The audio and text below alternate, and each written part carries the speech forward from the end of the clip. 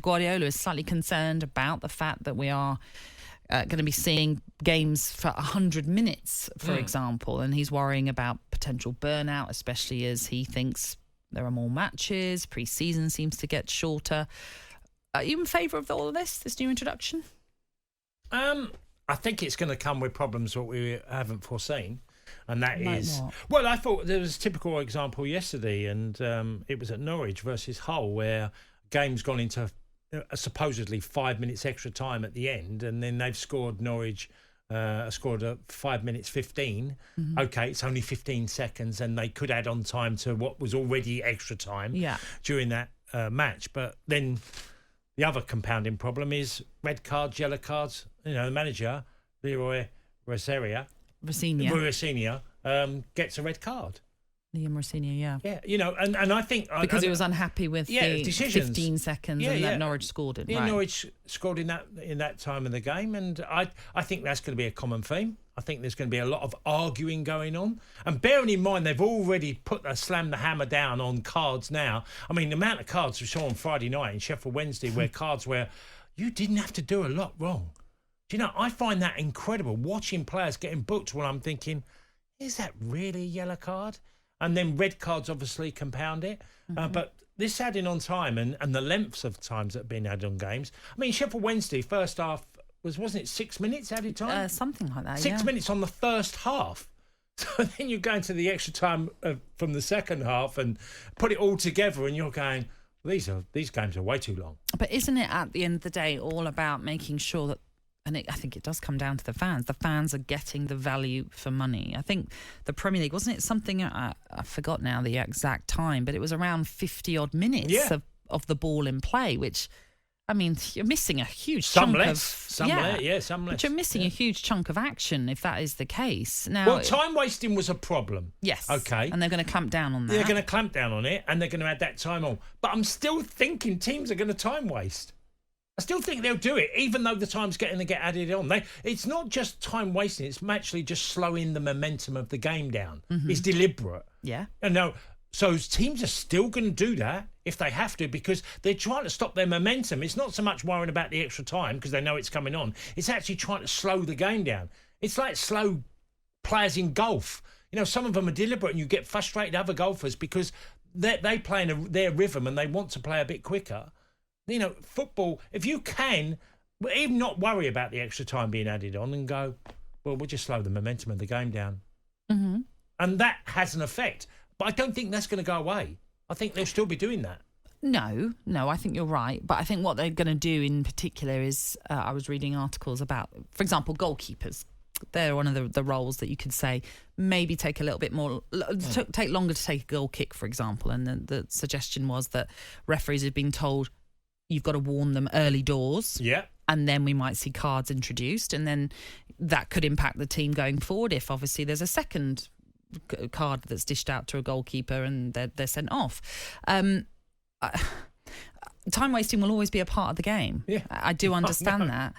That is the dark arts that we have in football. But that won't change. But what we'll see is, yes, time will be added on come the end of the first half, come the end of the second half as well. And I think ultimately that is for the benefit of the fan who is expecting way more than 50 odd minutes of action when a game should last technically 90 minutes.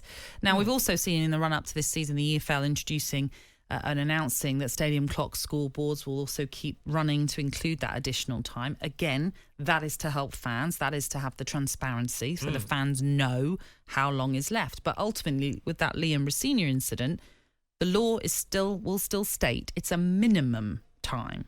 Yeah. So them scoring Norwich, like you mentioned, 15 seconds after the 5 minutes, well, that is going to be still the same situation because it's always been the minimum amount of time. Yeah.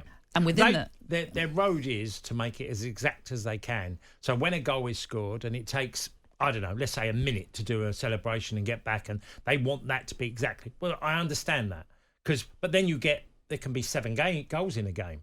But then you add on all these goal celebrations of 7 goals. I just think that football's going to be extended until And is that going to be a problem physically for players then over the course of a season? Well, because of the amount of substitutions that managers have at their disposal, it shouldn't be a big problem. But then you're adding on time for substitutions as well. Yeah. It feels like everything's being added on all the time. It's like doing you're booking your flight and you're doing your baggage and then you're doing your golf clubs.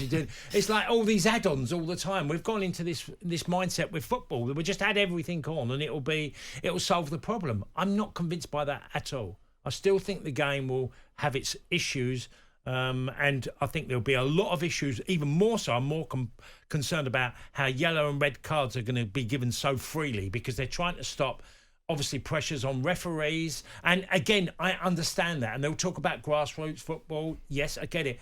I laugh because all the pundits you see on TV are feisty characters.